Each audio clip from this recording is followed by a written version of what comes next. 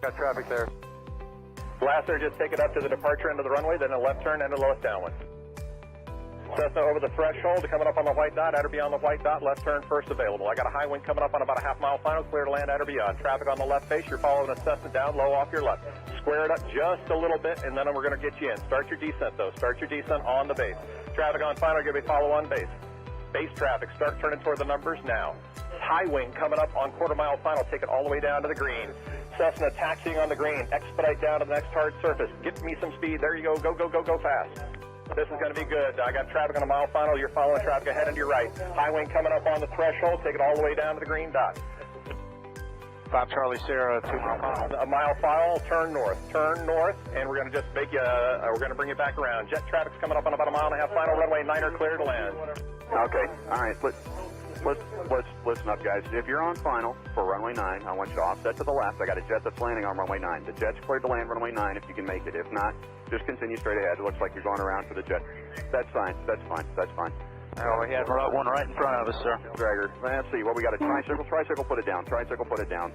Tricycle, put it down. Tail dragger, down to the green dot, then a left turn. Short final here. You clear land on 9 all the way to the white dot. Go down to the white dot. Find somebody to follow out here. Canard, just come to the runway, and I might have to just send you around. That'll be fine. And for the jet, you just want to stay in this pattern, or you want to go back out for an instrument approach? Stay in a pattern, Charlie Sierra. All right, just stay with me here for a minute. And my tail dragger, and let's see, over the numbers, go down to the green. And Canard's going to have to go around. Canard, go around. Canard, go around. Canard, go around. And my high wing here over the runway, keep it airborne. Keep it airborne. You do not descend. Do not descend. You got a fast guy behind you. Do not descend. There you go. Keep it airborne. Keep it airborne. As soon as the guy behind you gets slowed down, I'm going to put you down. So keep it airborne. The one that just passed the white dot, make a left turn on the hard surface. All right, my high wing tail dragger, you can put it down now. You can put it down now. And Charlie Sierra, let me get you about a mile off. Let's see, Charlie Sierra, I lost. There you are. Make a left-hand turn. I'll try to resequence you here on the downwinds. We'll see how it looks. Short final, you're clear to land runway 9 on the white dot. Clear to land on the white dot. There you go. And the tricycle left on the hard surface and follow the flagman. Welcome. Thanks for being part of the show. And let's see, just find somebody to follow out follow on the final, and as you get close to the runway, if it's not going to work, we're going to send you around and then try to re-sequence you. Now, who else got sent around that's not back on the downwind? The Canard? Yeah, Canard. All right, Canard, there's a Gulfstream up there that went around too. I just lost sight of him, but you're going to make kind of a left-hand turn and stay low. I think Charlie Sierra, what's your altitude? 3,200. Okay, that'll be fine. Just maintain VFR. I don't know what else is up there above you. Probably most everybody's down here, so just make a left-hand turn. We'll try to get you back here. Canard's got the jet in sight. Okay, the RV, maybe an RV-10, whatever's here on final. Keep your speed up and go all the way down to the, aim for the green dot for me. Actually, keep your speed up. There's a guy behind you. Aim for the green dot, and I'm sure that's plenty of room for you to land on runway 9. You're clear to land on runway 9. Number 2, you're going to go down to the white dot. Follow the white dot. Actually, you know what? That's 1,500 feet. You're going to land at the white dot. The spacing looks adequate here. 2 guys on final. You're kind of tight there. Keep each other in sight, and you're going to aim for the white dot. If it's not going to work, we'll come up with a plan B. We might have to send you around. The second guy behind you out there in about a 2-mile final. Are you slow enough to be able to follow that guy in front of you? You need to go around. Yeah, follow. Well, I probably shouldn't ask that because I had about 5 guys answer me, so I should know better than that after 35 years, you would think, right? All right, so let me see. The guy who's number 1, it's number 1. What kind of airplane is he? An RV type. All right, RV type. Keep it airborne for me. Keep it airborne. And I got a fast guy behind you. The number 2 guy over the trees there. Go ahead and put it down on the numbers. Put it down on the numbers. My first guy just coming up on the numbers at the over the grass at the numbers. I want you to keep it. T-minus 1 minute and counting. Hello.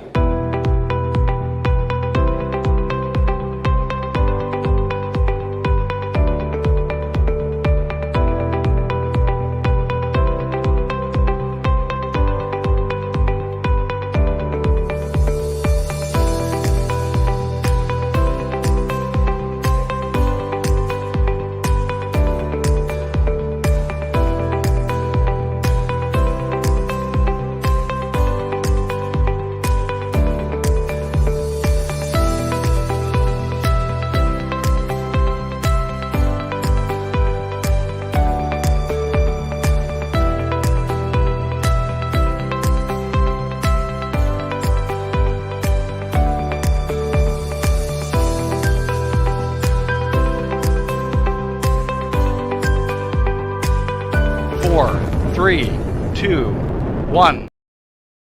Hello. Hello. welcome to the Fly live stream. On this Thursday evening, we have Dr. Bill Brooks sitting in the green room, just waiting for his turn to come on. We've got Simon live.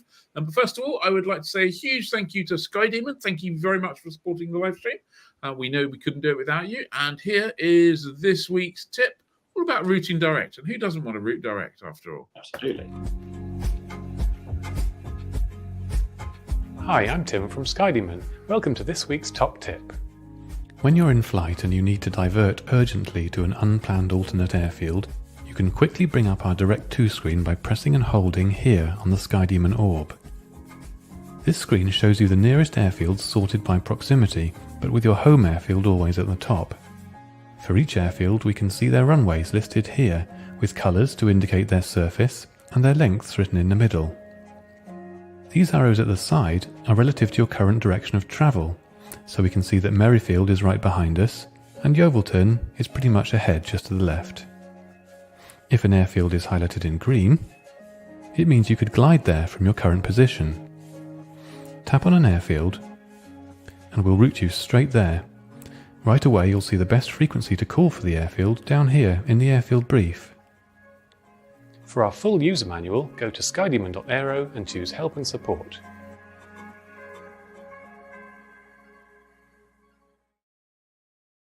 I think that is one of the best features.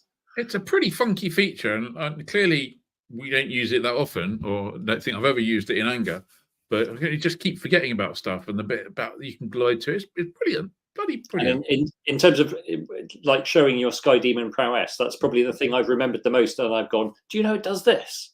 I know. I like the way Tim goes, just long press on the Sky Demon orb. Orb. I know. It's like it has a name. You've got to have an orb, haven't you? Absolutely, yes. So after many dull days of weather, everything perked up a little bit today. Do you think it's the sign of some better weather to come? Let's ask Simon. He's here. Evening all. No, Ed, it's just because it knew I was going to be on live tonight. That's why it perked up. Just make life easy. How are we all doing? We're doing Good. good. Nice to see you. Yeah, good to see you too. Aurora last week, we've got I don't particularly like the phrase supermoon, but I'm going to say it anyway. We've got a supermoon tonight. So we've got a hunter's moon out there tonight, which is a full moon, which should make for some interesting look. Nick Allen said, amazingly bright moon here tonight. Yeah, it does look amazing, doesn't it? Absolutely amazing tonight. I think it's about 10% bigger than it usually would be. So you're not really going to detect it, but it is beautiful, isn't it, when it's out there, particularly when we've got clear skies. But yeah, brighter. Sorry. 10% bigger and 30% brighter. 30% brighter, is it? Oh, right. Okay. See, you just know everything, don't you? You're just a mine of information. Some of it's correct.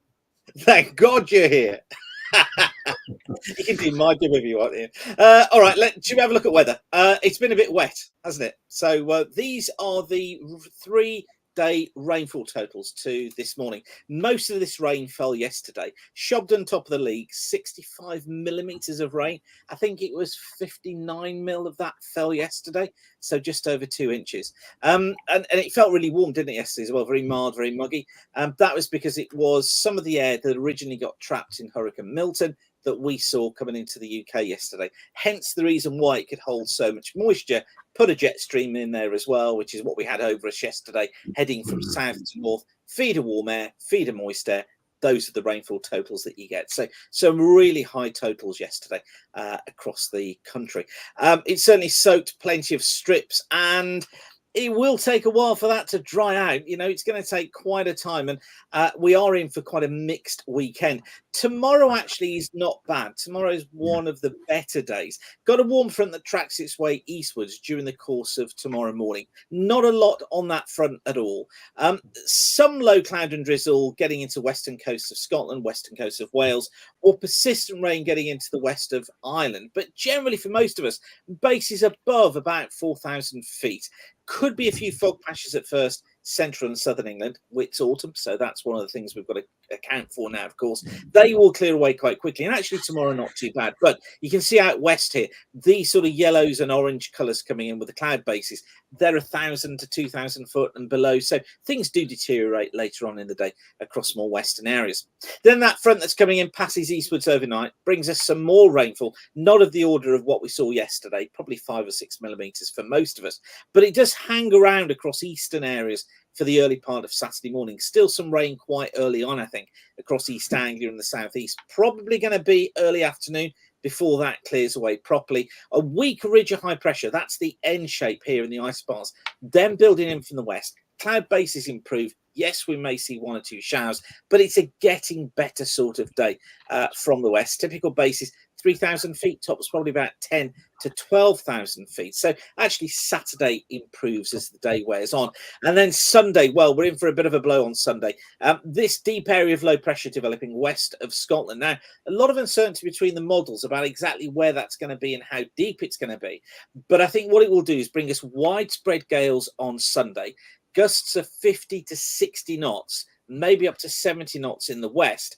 Keep a careful eye on this one. I mean, we're not really going to be flying in it, but I think keep a careful eye on it, particularly if your aircraft are outside. You may want to just make sure they are really secure by Sunday morning, or if you can, get them in the hangar. But as I say, just check the forecast. But at the moment, it is looking like a very, very windy day on Sunday. So lots going on through this weekend. As I say, tomorrow, probably the pick of the days, and then perhaps Saturday afternoon looking all right as well. If you want to learn more about weather, I'll get you beyond the PPL Met syllabus and really show you what you need to understand about Met. Come to Aviation Weather School online. I've got 2 places left on my course on the Tuesday evenings of the 26th of November and the 3rd of December between 6:30 p.m. and 9 p.m. Presented entirely live online by me, you lucky things. If you want to book one of those places, go to weatherschool.co and book that now. Right, I think I'm done after all that. Have a great week, folks, and I'll see you next week. Bye for now. Fantastic. Thanks, Simon. Thank you, Simon. And so it's time for question of the week. A bit later, very shortly, we'll have a new story about Wellesbourne Airfield, but I'm sure you've all seen it already. And our question is, what do you think the future holds for Wellesbourne? And new for this week, we have a poll on YouTube, which you should be able to see in the comments. Is it Ian? Is that where it is? It should be there. In the comments. Fantastic. And so if you have a selection of the 2 choices there, and we'll come back to that at the end of the news. Very good. Hello to Cheezer Quad 6. Yeah. He said it's his first live stream. Thanks for joining us. And Annabelle says, "Oh, fancy." Yeah, I can see the poll. It is there. Yeah, I can see the poll as well. I've got many screens. I'm feeling like all powerful now with my screens.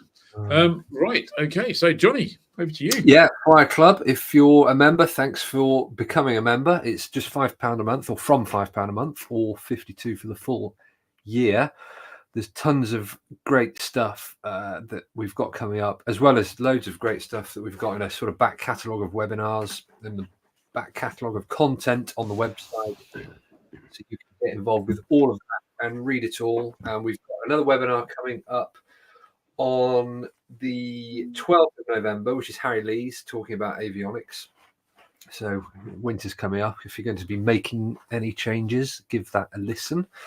And you can also rewatch Andy Sinclair's instrument rating webinar from last month. And October's free landing vouchers are Edsfield, Cromer, Kenyon Hall, and Newtonards, as well as a bonus 50% off at Land's End. So another great reason to join. Brilliant. Absolutely. Okay. I'm guessing it's time for the news. Time for the news. And unfortunately, we start with some very sad news this evening. And it's about one of the UK warbird industry's leading lights, Richard Grace. A post made on the Grace Spitfire Facebook page earlier today said, "We are profoundly sad to announce that on the evening of October 15th, 2024, Richard Grace lost his stoic battle with ongoing illness. Richard leaves behind his wife, Daisy, their 2 children, Allegra and Sterling, and his sisters, Olivia and Nicola. More information will be given when appropriate. His immediate family, his wider family at Air Leasing and Ultimate Warbird Flights, would like to request your respect in giving them the space and privacy they need to grieve this terrible loss. I think at just 40 years old, that's truly a life taken too soon. And I'm sure all the live stream viewers join us in sending our thoughts to those who knew Richard at this sad time. Absolutely. Yes, Absolutely. indeed, yeah. Yep. So, Wellesbourne. The planning application to start redeveloping Wellesbourne Airfield as a mixed-use site has been submitted to Stratford-on-Avon District Council by Gladman, the property developer who's working with the airfield owners. It's roughly the same plan that was revealed some time ago, with the runway and the airfield ops moving to the west of the field. This is on its side to fit in our odd screen, but so the west is down below, and you can see the runway and the airfield side on the bottom edge, which is the west edge. And the other side, the eastern side, is going to be developed for light industrial units. The application clearly says that the airfield will remain operational throughout. But it also says the first step of the development will be to build one industrial unit to finance the new runway and some of the airfield buildings. So there's understandably, as you might imagine, some cynicism, in fact, huge cynicism, about whether the development will follow the plan or whether something will come up, which means it's not viable to go ahead with the airfield part of it. After all, the only answer to that we can really come up with is vigilance. You know, we've got to really keep our eyes on the developer and the works. We'll have to monitor all that closely, and any deviation from the plan will have to be challenged. But it's not quite clear who's really going to do that. But we'll certainly be doing our part for it. Of course, if it all does go to plan, everyone will be happy. The airfield will be operating on a new runway, new cafe, and new facilities. The site will be making money, and really, that's all the owners really care about. So if that all happens, happy days. And airfields are big sites, aren't they? And it does make sense to try and maximise the use you can get out of all the space, but this does seem like a bit of a challenge. Yeah, I think it's not helped by the fact that the vast majority of the family who own the airfield would rather the airfield wasn't there, and have spent some time and effort in the past effectively trying to convert their asset, they own it after all, into something more profitable and less hassle, as far as they see it. But yeah, it's good. Yeah, good point there from Paul Fraser Benenson, who knows a thing or two about airfields. They'll need to watch the design of the industrial buildings to guard against design-induced turbulence. Well, I think we'll certainly keep a close eye on it and see what happens. But and we'll come back to the poll and see what you guys think in a bit. Johnny. Yeah, some more airfield sort of development news. This is Blackpool, where there's plans to build a solar farm on one of the runways. So if the plans are approved by the local council, the solar farm will close runway 1331, which is used at the moment mainly for crosswind operations.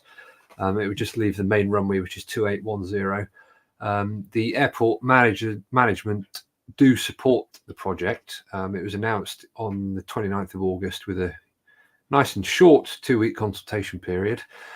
And the airport say basically that it will help make best use of the land. It will reduce their energy bills and support their 10-year plan to make themselves more financially sustainable.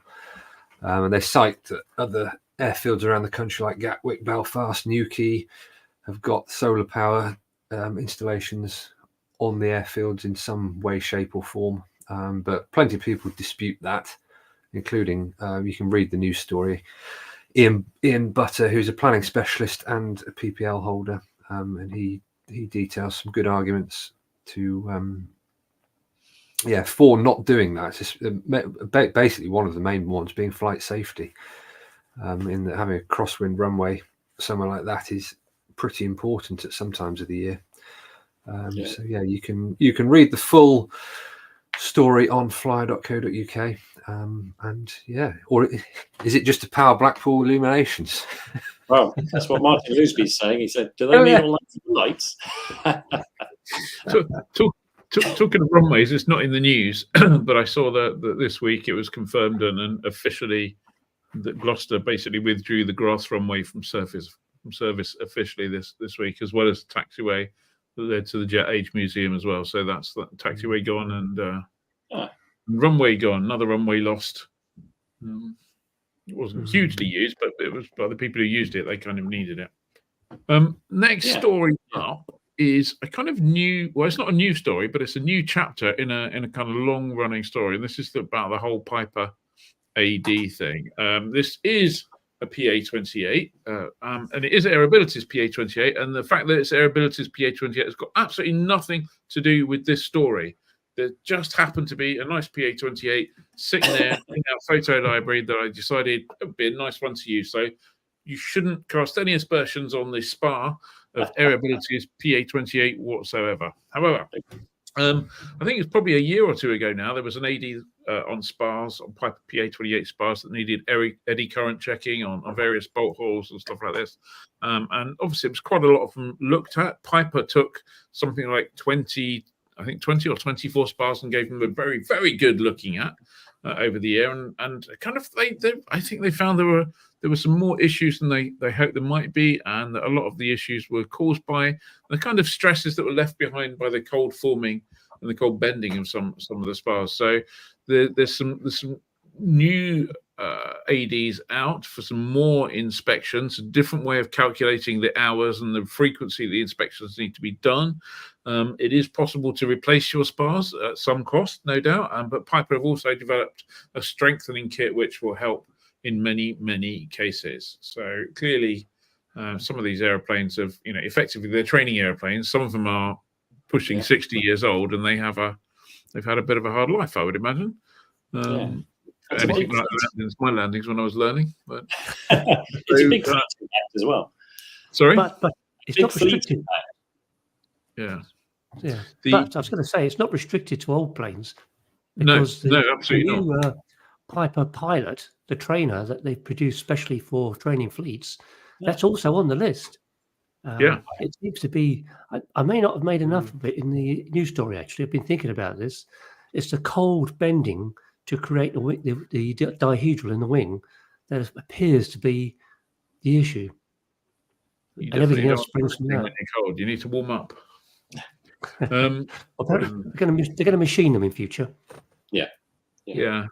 There was something else I was going to add to that, and it's just slipped my mind now. Can't remember what it is. There's very unprofessional of me. Sorry, no, there was something more on. Oh no, that was it. Yeah, just briefly on the Piper AD. This is not an AD that exists at the moment. This is a proposal for the AD. There's a comment period which is out at the moment, and I think that lasts for about another month.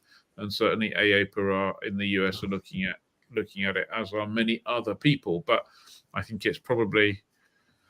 I'd be surprised if that doesn't come down the line in a very similar shape to the one it's in now. The other bit of news I was going to tack onto that, and this does chime nicely with the Airability PA28. The Airability PA28 is one that was kind of refurbished from new by a company called Reborn at Thruxton, and basically stripped the whole thing, replaced it all, painted it silver, did some new avionics engine, etc., etc., etc.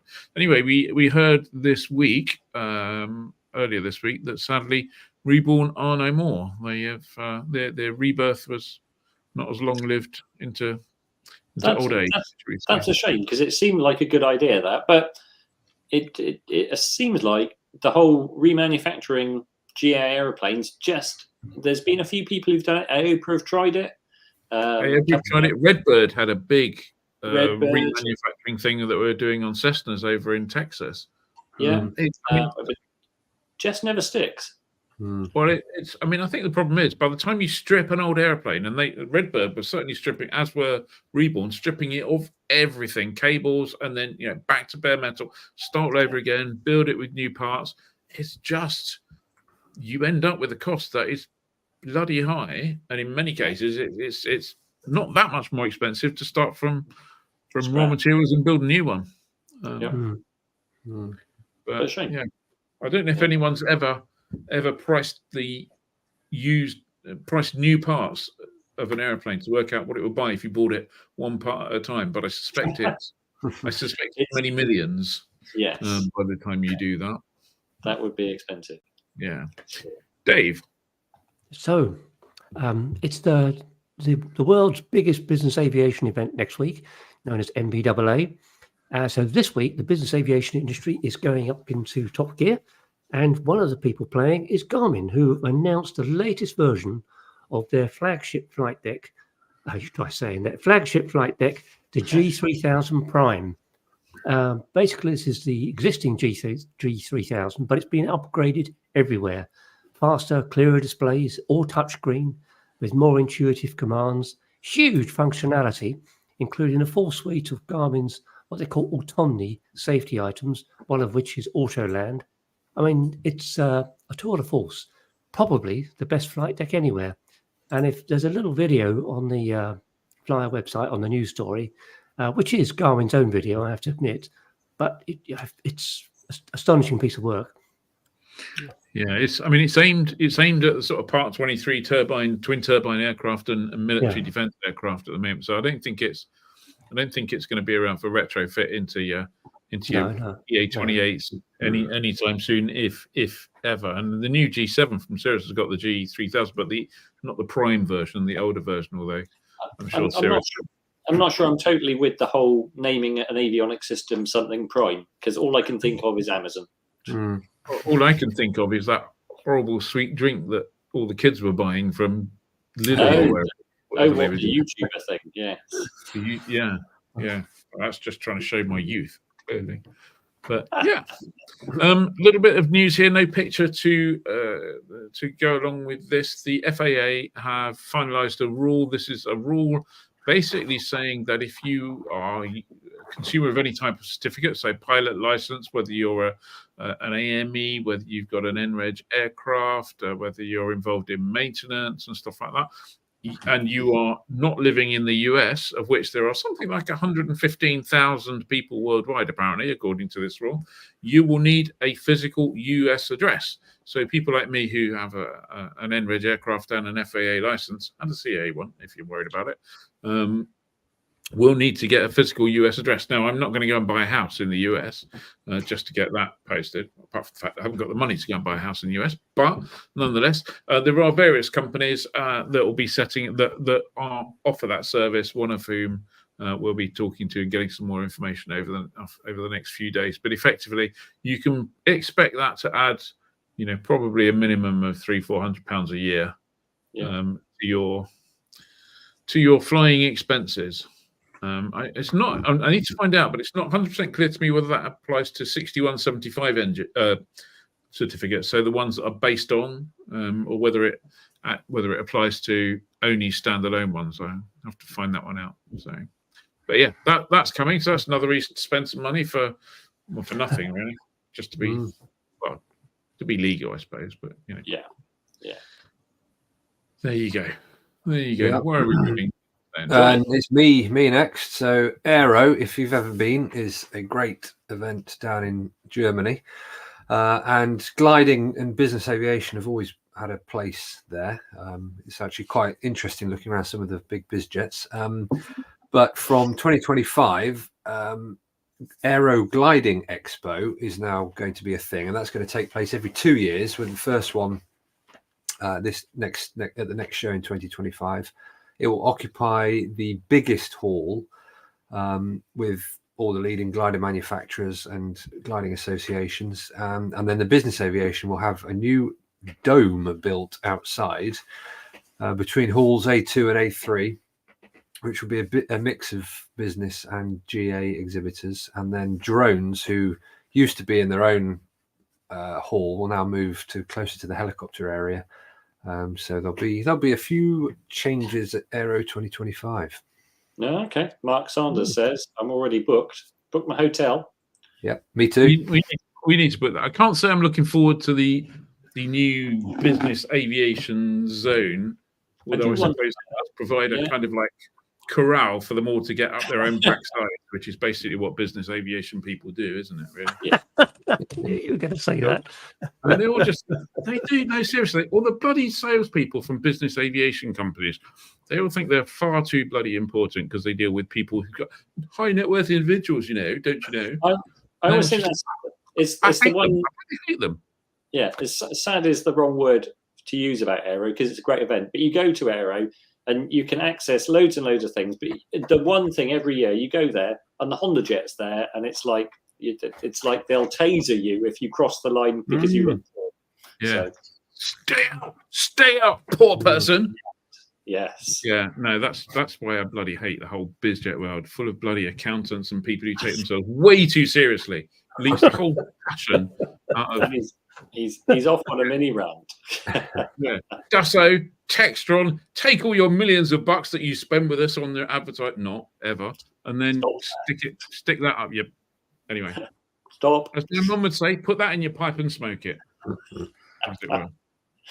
So, I've got the last news story, and it's about the Jetsons, but not the Jetsons that you're thinking of, not those Jetsons. This is the Jetson 1 electric vertical takeoff and landing single-seater. They've had 462 orders for their flying blender. Amazing, because it's $128,000. You pay $8,000 deposit. And apparently 2024 and 2025 production is sold out. And then it's like, if you want one, 2026 is going to be it. So there's a video I'm going to stick in the comments if you want to watch the latest round of flying blender action. The boss of Jetson says, we believe that the Jetson 1 plays a role in changing public opinion on eVTOLs because we bridge the gap between sci-fi and reality. So anyway, for all your vegetable chopping needs, watch this video. There you go. So the result of the poll, our very first live stream poll, which is not showing it to me in the format I was hoping, but it's interesting really. The votes for no airfield, no runway, no flying was 51%. So the airfield 49%. So. Okay. I don't want to end the poll. I want to look at it. Yeah, there you go. 49%, 51%. So it's split pretty much down the middle. Could you put your screen any higher? No, I can't. I've got many screens. Okay, I need to look up here and look up here. Well, I'll try and do better next week. But yeah, no. There you go. So fantastic. I need to look through the bottom of my varifocals so I can read it. Great. Yeah. I don't know. Okay. There you go. Well, that brings us to the end of the news and time for our guest. And tonight we're actually joined by someone who really deserves the tag legend. Say the name Bill Brooks in aviation circles and people will immediately think of someone who has made a huge contribution to innovation in light sport flying. So without further ado, welcome to the live stream, Dr. Bill Brooks. Good evening. So, Bill, where did it all start? Oh, gosh. Well, my father got my cousin a Frog Buccaneer wind-up rubber-powered model, which was actually in a box. And I didn't get one somehow. So I saved up my pocket money and got a Keelcraft Sportsman balsa kit. Yeah. And I built that. And I think I was about 7 or 8 at the time, something like that. And this is me aged about 8, I think, or 9. This is an engine off a cultivator, which my uncle had, which was doing more work on him than on the garden. So anyway, my dad and I got hold of this engine, and this was a contraption which we made, which was extremely dangerous and not very successful. I was going to say, Bill, I'm not sure who's most at risk, you or the pedestrians. Yeah, well, it had a pretty short life, that particular device, and we ended up making a go-kart out of it, which was great fun because in Northumberland, which was where that photo was taken, straight outside the house, I had a 20-acre field known for some reason as the 20 acres. And on the far side of it, it had a long path where we used to run the go-kart. And in the middle, it was big enough to go and fly models. And I didn't know anyone else doing it, and I made lots of mistakes, including trying to cover a wing with my mum's tights, which didn't work very well. But anyway, I made lots of mistakes, and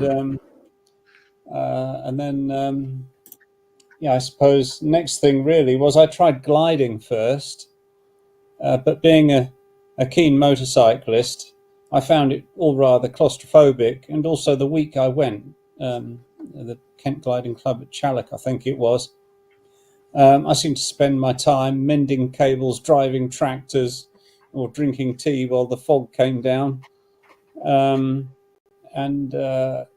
So I thought, well, this is a bit of a pain, really. So I got together with a couple of mates and got a course to learn to fly hang gliders. And for £50 each, we got a hang glider and went all over the place flying it. Wow. And is that the £50 hang glider, or is that a bigger version of what we saw you holding on the front of the radio modeler magazine? No, that's a bigger version, and this was called Cloud 9, because at the time, people were putting power units on hang gliders, and like conventional practice, we're putting the thrust line onto the wing itself. If you stalled a hang glider with the high thrust line, you could end up tumbling it. It would sort of rotate very fast around the center of gravity and pitch. So I thought, what we need is a foot-launched lightweight machine that's stable and controllable, and designed for putting an engine on the back. So that machine actually I designed, built and flew as a final year project at Coventry Lanchester Polytechnic on the industrial design and transport course. And I managed to fly it from the house I was staying at, or a field nearby, to my lecturer's house for breakfast. So I got a first-class honours degree, which they thought would be posthumous, but I managed to survive it. Was this part of your student days? Oh, yes. And yes, being a motorcyclist, of course, the only way I could transport it and conventional hang glider was in a Reliant of the Trotters Independent Trading Company variety. And you know how unstable they are around corners, as demonstrated by Mr. Clarkson. Well, if you imagine putting 3 hang gliders on the roof as well, you practically had to get out and walk it round the corners. And I think I'm right in saying your powered hang glider contraption, that was powered by the brilliantly named Radney Racket engine, wasn't it? Oh yes, does exactly what it says on the tin. Yeah, it means rocket in Swedish, but unfortunately, it makes a good old racket at the same time. And what horsepower was that? Yes, the Radney Racket, Ben Ashman used quite a bit on the Doodlebug, of course, and it first came to light really on the Swedish Mosquito, which was a powered harness, and it uses chainsaw engine barrels and pistons, bottom end, but in a crankcase specifically designed for karting and tuned a little bit. Yeah, so not a bad engine, but the current crop of paramotor engines are absolutely amazing in comparison for power to weight, ease of starting, all the rest of it. So, so having avoided getting your first class honours degree posthumously, where did you go next?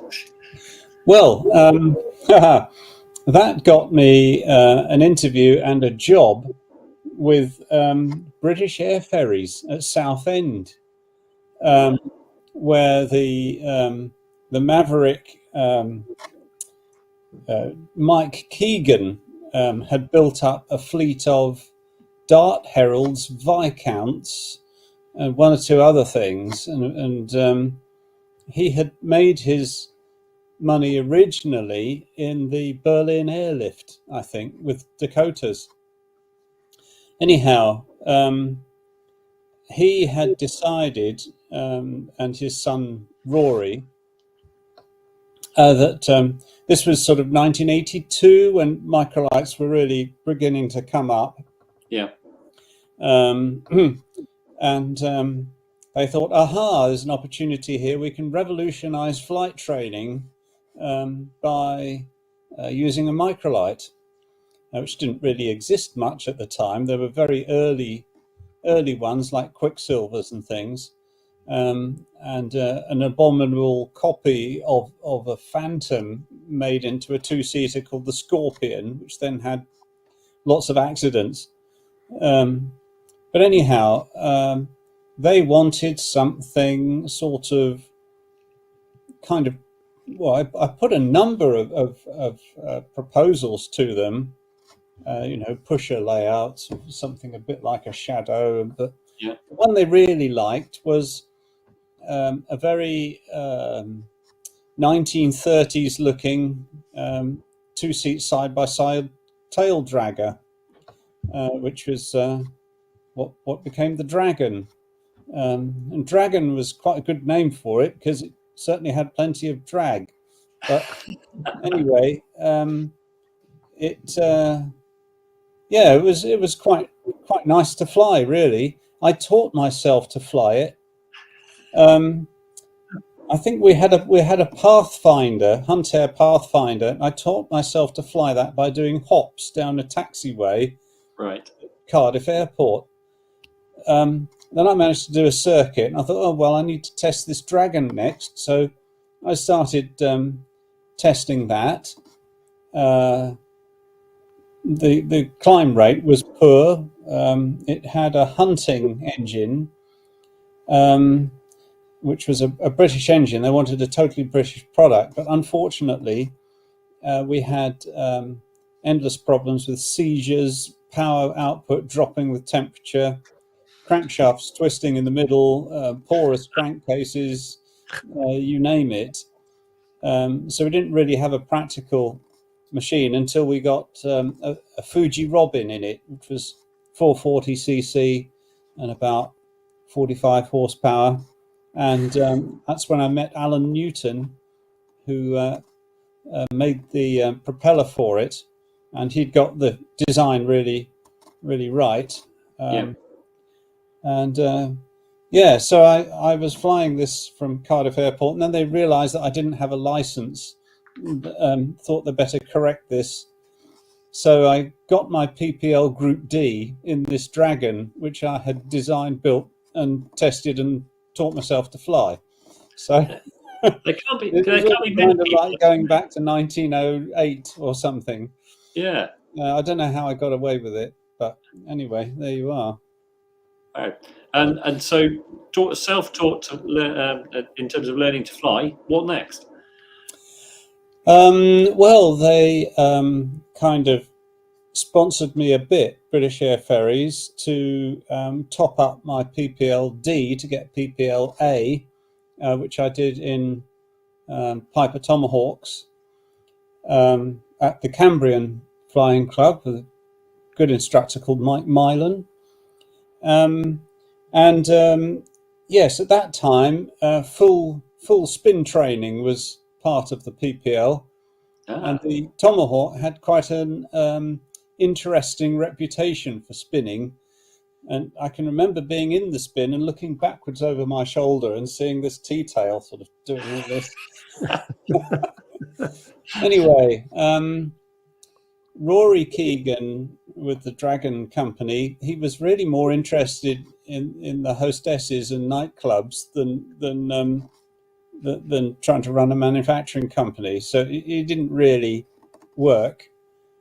And at that time, we had some free man days consultancy from Cranfield, and Dr. now Professor Fielding came along and did a stability and control analysis of the Dragon and came out saying that it all looked all right, apart from the elevator wasn't quite powerful enough, which I knew about. But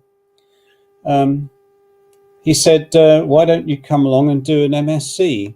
Because my first degree was industrial design with transport. Yeah. So, yeah, I went to Cranfield, did the MSc in a year, which was a terrific steep learning curve to go back into education, especially all the maths, which I'd had to get up to speed with some maths in order to design my own machine and do all the stressing of it, because after all, I was going to fly it. And also, I had to do that with the Dragon too. So yeah. I had a kind of grounding in it. But yes, Cranfield is quite a steep learning curve, but very enjoyable. And then during that time, I had a friend with a fast car and free fuel, and we just used to go off hang gliding at weekends. Yeah, I did some good cross countries and whatnot. It was quite fun. Then I got interested in composite structures and did a PhD in that at Cranfield. So how did you get from there? Was it a long time before you ended up with P&M? Well, no, not really, because what did I do? While I was at Cranfield doing my PhD, I built my own prone power unit, and I used to keep it de-rigged under the parachute benches at Cranfield. And the air traffic controller, Stuart, was quite happy for me to get it out and do tours of Buckinghamshire in the evenings. I can remember distinctly following some geese, and I couldn't go any faster than them, and they couldn't climb anymore. So I followed these geese all over Buckinghamshire. But anyway, I thought, shall I do composites research? Or, oh, that's right. I got involved with solar wings and ultra sports while I was at Cranfield, because ultra sports was Graham Slater producing a two-seat trike to fit on the solar wings Typhoon, beefed up Typhoon wing. I was flying a lighter weight Typhoon hang glider at the time. And they said, well, all this BCAO Section S regulation has come along. Incidentally, I think I remember writing some of it, or certainly being at meetings with Anne Welch, putting these airworthiness requirements together, because of the poor accident record of some of the early microlights, especially the Scorpion, meant that it had to be regulated, particularly for two-seat use. So I did some consultancy doing the Section S submission for the Pegasus XL. And so that was 1983, 84, I guess. Yeah. When I finished my PhD, I thought, shall I go researching composites, or shall I go designing microlights? And I thought that might be more fun. So I went off to Marlborough doing that. Wow. And that was, I'm guessing that's probably been your longest time in any one place with those guys? Yes, certainly. From 1983 till sadly in 2019, it all kind of fizzled out. I think the world had changed, or the market had changed, and most people seem to go soft and go 3-axis. Yeah, and I've got to say, that's the PulsR, isn't it, that P&M made? And I always thought that was a fantastic looking machine. Yeah, I mean, it looked great, and it was nice to fly. It was a bit expensive to build. And kind of what happened with us, really, I think, was that we did the the XL that was successful, and the Pegasus Q. Then I did the Quasar, which was the first one that I really designed the whole lot. And then the regulations changed. No, we did the Quantum then, 2-stroke and 4-stroke. We made about 600 or 800 of those. Then the regulations changed, and we were able to do the Quick with 2/3 of the wing area, which opened up the weather window you could fly in. And it also bumped the cruise speed up from 60 to 80 at a stroke. Yeah. And it was beautifully light to fly as well. It's hard to fly a Quick without coming down smiling. So I think we made about another, 800 of those or something like that. Wow. So we filled up this market. The trouble is that they all last for decades, especially when you put a Rotax 4-stroke on. Yeah. They just everything just goes on forever. The only part that really has a significant life is the sail, and that's mainly due to UV light. If you keep one in a bag, it'll last sort of 25 years. So we filled up this market. We'd eventually produced, 4,000 aircraft or something. Wow. And then you get to the top of this triangle where you just have to keep offering a bit more performance, but it's more performance at more cost until you end up at the top of the triangle where you're selling something rather expensive to rather a small amount of people. That was really where it kind of fizzled out, but it's still going actually, because the business got sold to Bangalore. Yeah. I had a very interesting month. One of the sailmakers and I went out to show them how to use all the jigs and tools and whatnot. They're still producing spares and complete aircraft too. Fantastic. Bill, I just need to jump in for a second, just check something that you said a little while ago. You kind of snuck it in and then we glossed over it. Did you say something like all of the weight shift people went soft and got 3-axis airplanes? Something like that. Okay. I suppose I'm guilty of that because I mainly fly my Jodel these days. But I was gonna come to that. Yeah, I don't want to run us out of time, but clearly you've obviously developed your own Jodel, which has got this fabulous Rotax power unit conversion on it, which I'm sure people will be familiar with. You've had a hand in the Rolls-Royce electric racer, I believe. That's right. Yeah. Your own the Flycycle, which is fantastic. Bonkers. True, yeah, that is truly British and truly bonkers. And obviously, a lot of people will know you for more death-defying in Scrapheap Challenge. Oh, yes, that was appalling. That was extremely dangerous. One. I think when people say you look at an aeroplane and you go, if it looks right, it'll fly right. I think you're having some challenges there. But I guess bringing us right up to date is this amazing machine, isn't it? What can you tell us about this?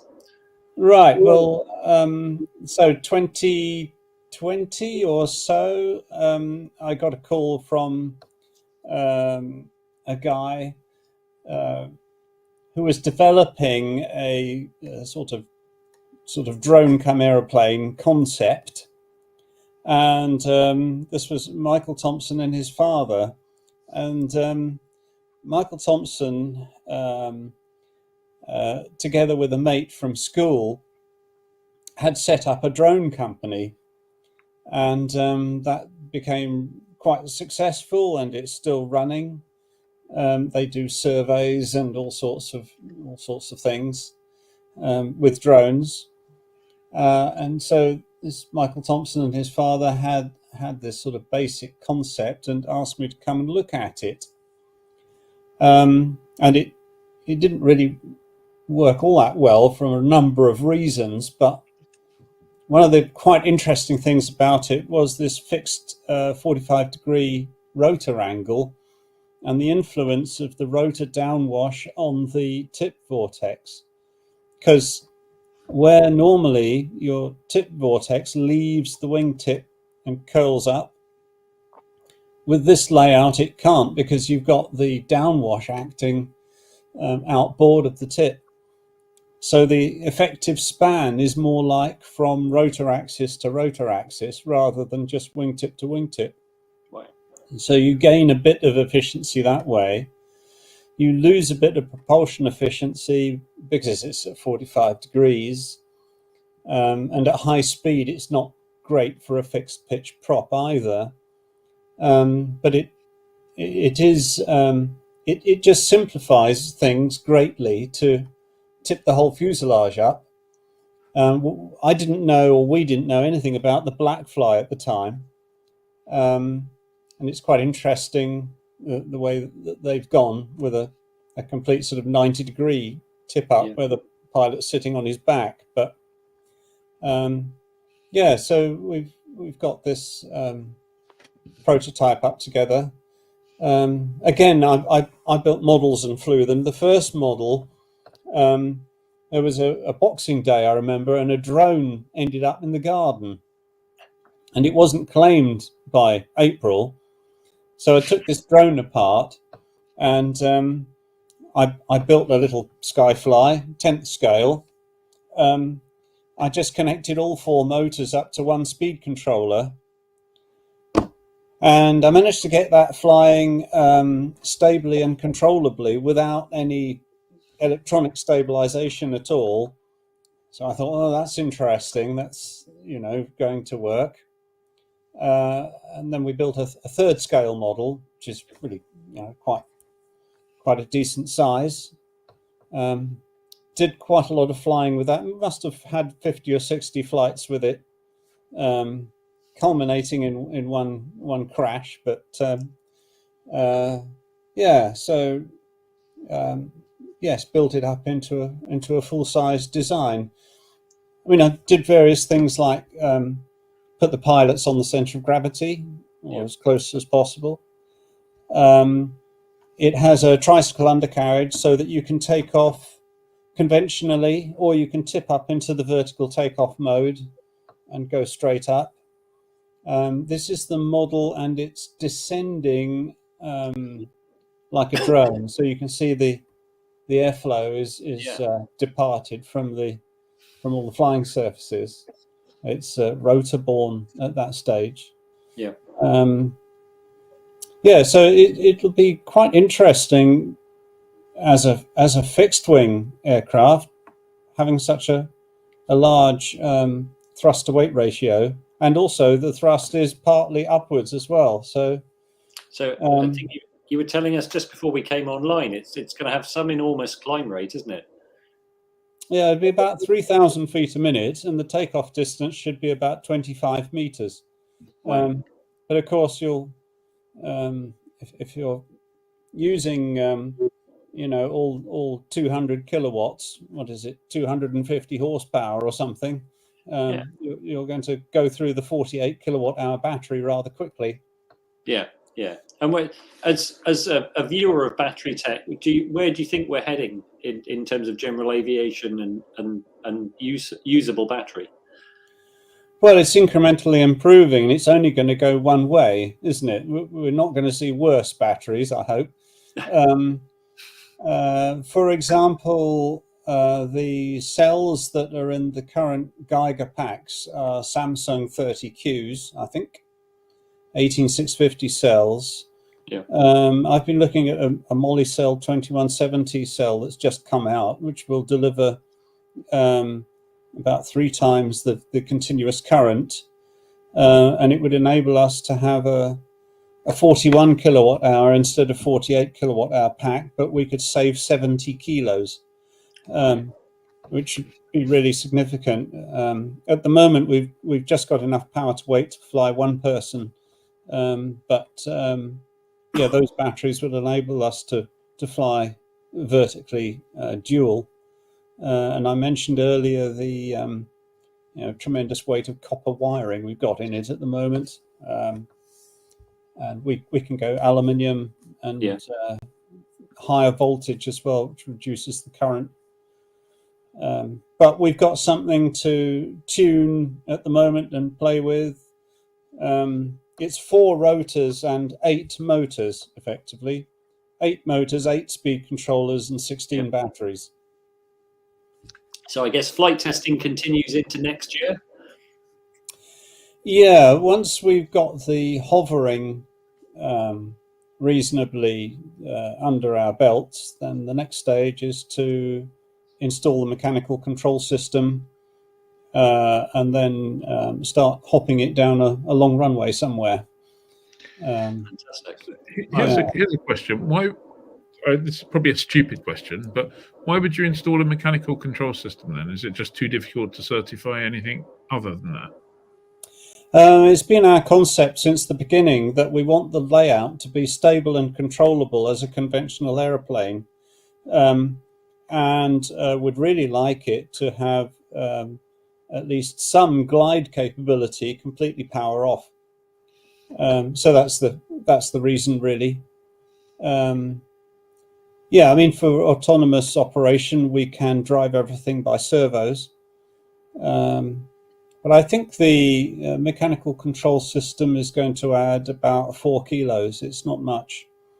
Then on each axis, like on the stick, rudder pedals, etc., we've got 2 encoders per axis, so that when you're hovering and operating the stick and the throttle, you're operating these encoders which drive the flight controller, and the control surfaces will be moving mechanically, but they won't do a lot at that in that mode.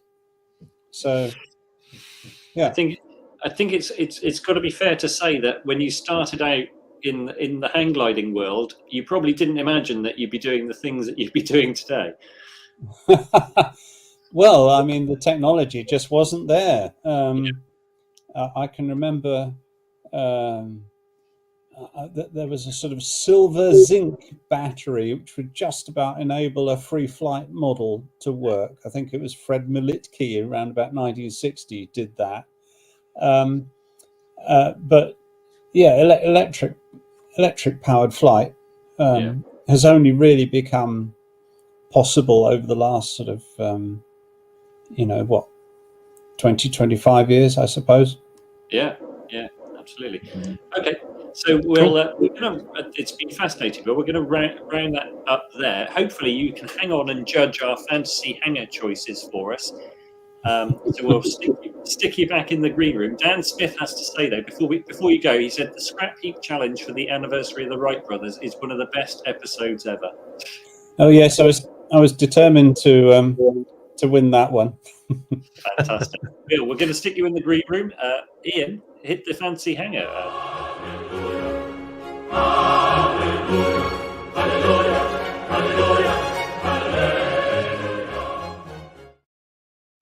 That is, what a career. Amazing stuff. And inspired by Bill, we've decided we would go in search of exciting aeroplane designs, aka bonkers, for our fancy hangers. So who's first? I'm first on this one. I have to say, when we came up with the idea yesterday of coming up with bonkers designs, I don't want to say they were bonkers designs in honor of Bill, because that would be unfair. But if you look at some of those hang gliders, the aeroplanes that I don't lost after flying. Cutting edge, I believe. Cutting edge at the time, absolutely. So I thought, right, I've got this nailed. I'm going to win. This is obvious. And then I've seen everyone else's, and I feel I might not be in a strong position. So I went for this. If you've been to Lakeland and Son of Fun, you may have seen this. This is Elon Musk has got nothing on this. The Lockheed V. Basically, it was a Navy project in the 50s, and someone said, "I know what we need. We need an airplane that will take off vertically off the back of a ship." For God's sake! I mean, what are these people speaking? Jesus! Yes. We talk about no view forwards when you're in a tail dragger. Sometimes look at that. What are you going to do? I'll just land on this bloody ship. Anyway, contra-rotating propeller driven by something like 5,000, the equivalent of 5,300 horsepower of Allison turbine. So I reckon that was pretty good. And of course, there were some other pictures, because clearly, as Ed pointed out, you need to know this thing actually flies. And so they go, we better do it conventionally first and stick a bit of scaffolding pole on and see if we can get it to work. It was otherwise known as a salmon, I believe, at different times. Probably not named after Johnny. I don't know. As snail draggers go, that looks pretty terrifying. The whole thing, I mean, I thought that was absolutely bonkers. So that's my entry. Please vote for me now. Just go Ian wins now when you've only seen one. Can you imagine reversing that onto the deck of a ship? I know. I mean, like, it would be bad enough on the little bloody. I actually got a chance a gazillion years ago to land a helicopter on the back of a ship, and that feels like you're about to go and smash all of the infrastructure, the superstructure up. But if you got one of those things and it's moving around, you got no chance, have you? I'd be jumping out every time I brought it back. And not only that, once you land on a ship, you go, I've got it nailed. The ship rolls a lot, and then a thing falls over. And then and then the gallery thing that they bring up to get the pilot out. That's quite a big wieldy scaffolding tower. Oh, what a mad idea! Then you fall out. Annabelle says it looks like a natural progression from 8-year-old Bill's project. It does actually, doesn't it? And it didn't catch on, funnily enough. But there you go. What's the next choice? Johnny, you're up next. You're muted. Sorry, I'm muted. Right, I've gone for a Polish tailless sailplane called the JN1. Look at that thing. You're not actually going to pronounce. So yeah, no, I genuinely don't know how to. I don't know what noises to make. I mean, that is pretty bonkers. Wing plate.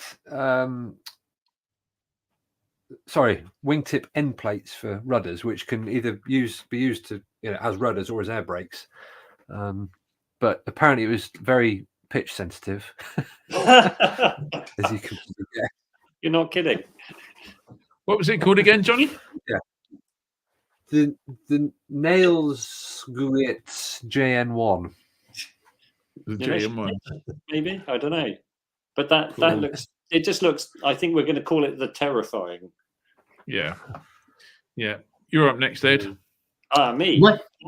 I think mine looks a bit conventional compared to some of your choices, but it's still a bit weird. And this is the Roa 2175 fan jet, a ducted fan delta. It was built by an obscure little company in 1974, and their idea was we're going to challenge all of the best that Wichita can offer to make a cool light aeroplane. It was slightly smaller than a 152, and the guy behind this, Bert Rains, he was the chairman of Roa. He approached Walt Mooney and said, Walt, we need to have something that's a quantum leap in aircraft technology. We need loads of performance, loads of safety, and it needs to be accessible. And I'd like to be able to take it home. Look, you can fold this up, and apparently it goes in a garage, a standard single-car garage. In Rain's own words, he's like, we're going to drive Cessna nuts with it. I don't think they ever drove Cessna nuts with it. Apparently, though, it flew quite nicely. That rudder, the fairing on the rudder, on the nose wheel worked as a rudder. And apparently it had reasonable handling. The guy who flew it said it felt quite normal, but as it had no wing in your field of view, you had to use the instrument panel for your horizon reference. There was an engine failure on it. It was Lycoming powered, and the drive shaft failed. And even with the engine out, apparently it performed all right. And Johnny's gone. Eventually, someone went, "Oh, it's composite. Actually, I reckon we can use this thing to fly off water and fly off snow." So it looked like it was going to have a really exciting future. But then Roa got into financial difficulties, and the project collapsed. And we never saw, with the good old Roa, we're never populating the flight lines. So no, which just leaves you, Dave. Right, so I've gone for the Avro Canada Avro car. Yes, it's a flying saucer. It has vertical takeoff and landing, and it was a secret US military project during the Cold War, and it first flew in 1959. Projected performance may have been a fantasy. 225 knots max speed, 130 miles range, 10,000 foot ceiling, 10,000 feet in that. Power came from 3 Continental J69 jet engines, which blew exhaust gases, you can see there, out of the rim of the thing. Through something they're called a turbo rotator. Control was through a side-mounted stick that moved the aircraft through all axes. All the test pilots agreed and said it was tricky. Funding ran out before various issues could be sorted. This is one of the uses that the US Army thought they might make of it. Funding ran out before various issues could be sorted out, the main one being the intense heat generated throughout the saucer, cooking everything in it, including the instrument panel. And it became what's known as a dead-end project in 1961. However, it flew. I don't think I've ever come across an aeroplane where the instrument panel is overheated. Turned brown, apparently. 3 jet engines coming out of your rim, do they? Yeah, right. Well, looks like we've lost Johnny, but that creates a nice little space to add Bill back in. Bill, if you had to pick one of those, what would it be? And the criterion is bonkersness. Then I suppose. Okay. Oh, it's quite tough, isn't it? I mean, the tailless glider. Well, it's not that far removed from the Faulville tailless gliders, which were reasonably successful. Although it does look that it would be extremely tricky in pitch, I should think. Yeah. I'd think you'd have a very small CG range. The fan jet, that looks like it had some good ideas about it, and I think it would be cruel to put that one up as the winner. So it's a close run thing between the tail sitter and the flying saucer, I think. The flying saucer, I think, uses the Coanda effect, where you're blowing a stream of air round a curve and creating lift that way. Oh gosh, it's a bit of a bridge too far, isn't it? I think the tail sitter, I think it's got 8 out of 10 for bonkersness, but well, I mean, the Blackfly is a tail sitter. It just didn't have the technology at the time to land back on the deck by GPS or something. So I think I'll call that sort of ahead of its time. So I reckon it's the flying saucer. Oh. The flying saucer gets 9 out of 10 for bonkers, I think. There we go. And I think there's a lot of comments. I think it looked like Dave was definitely running it in the comments. It was a strong Dave Winster, an occasional Johnny, but definitely a Dave. And obviously our guest, Bill, agrees with that. So, as Martin Lonsdale says, I think mine looked a bit like Thunderbird 4, slightly less complimentary. Someone said mine looked a bit like a Sinclair C5, which was that was just me. Well, that was ahead of its time as well. Yeah, that's true. Well, events, Dave. Events. Well, it's a quiet weekend. Saturday the 19th is Pilot Careers Live in London, in Dublin. And Sunday the 20th, you've got a choice between the Midland Air Museum Aviation Fair at Coventry Airport or the LAA's annual general meeting at Old Warden. I know which one you're going to, Ed. Yeah, you can come and see me at the AGM. You can come and see me in Dublin. Yes. Yeah. So, Bill, how close is your aeroplane to like a flying flea with those kind of like stacked wings? Well, nothing like it really. The foreplane is actually below the main plane, and it's quite well separated. Minier's concept was to create a slot effect between the main plane and the trailing plane, and the problem with it was that because it was controlled in pitch by incidence of the main plane, and his idea was that as you gave it more nose up pitch, you closed this slot up and created more lift generally. The trouble was that the slot effect caused more and more lift on the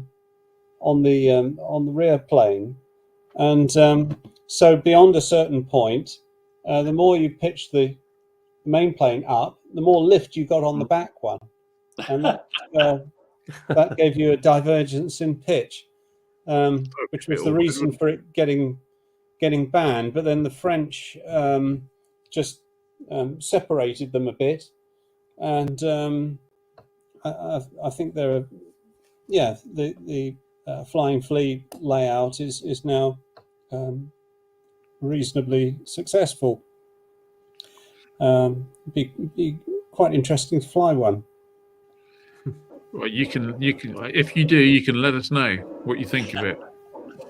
Yeah, I'd love to. Yeah, we just need to find one. There was one at Popham for a while. I think that was the microlight fair. Yeah, I remember seeing one at Bicester. Yes, yeah.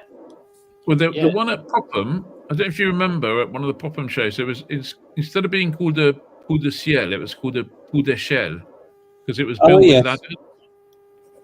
The guy had gone down B&Q or something and used ladders, didn't it?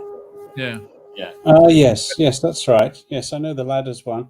I have flown in the dim and distant past an M18 Ballary. The Ballary had a Pusher 582 engine. Yeah. So an interesting thing, the flea. Have you ever read Mignet's book? No.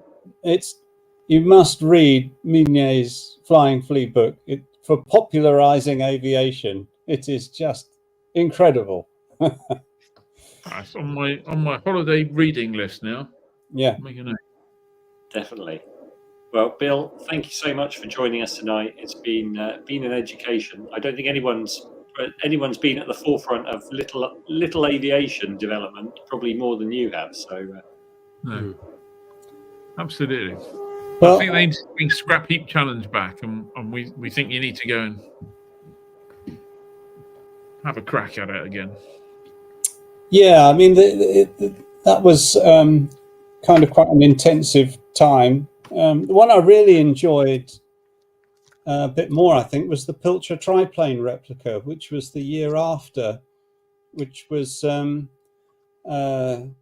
2003. If you look up a BBC Two Horizon program, I sort of part built a PulsR triplane replica at Cranfield and managed to get that flying across the airfield, much to Dodge Bailey's consternation, because he didn't know I was testing an aeroplane on his airfield. But anyway, yes, that weighed 48 kilograms complete. And to get that flying, we used a Radney Racket. Yes, after I flew it a minute and a half across Cranfield, I transported it to Shuttleworth Collection, where it has mouldered in storage ever since, which is a bit of a shame. But worth looking up that one, 2003. Yeah, I'd forgot all about that. We'll definitely do that. Right, we bust our time slot by 40 minutes. 10 minutes. So great stuff. Great. Okie dokie. Thank you very much. Thanks very much, Sky Demon. See you all next week on Wednesday if you're a member. If not, see you Thursday. But you should join anyway. So thank you all. Okay. Bye. Cheers. Hello, this video is sponsored by us, the Fly Club. And if you're not a member already, we'd love for you to join. Members get access to all of our content, our free landing fees every month, exclusive webinars, and much, much more. It costs just £5 per month to become a member, so head on over to flyer.co.uk/membership or click the link in the description below. It's a proper good deal. It's a bargain.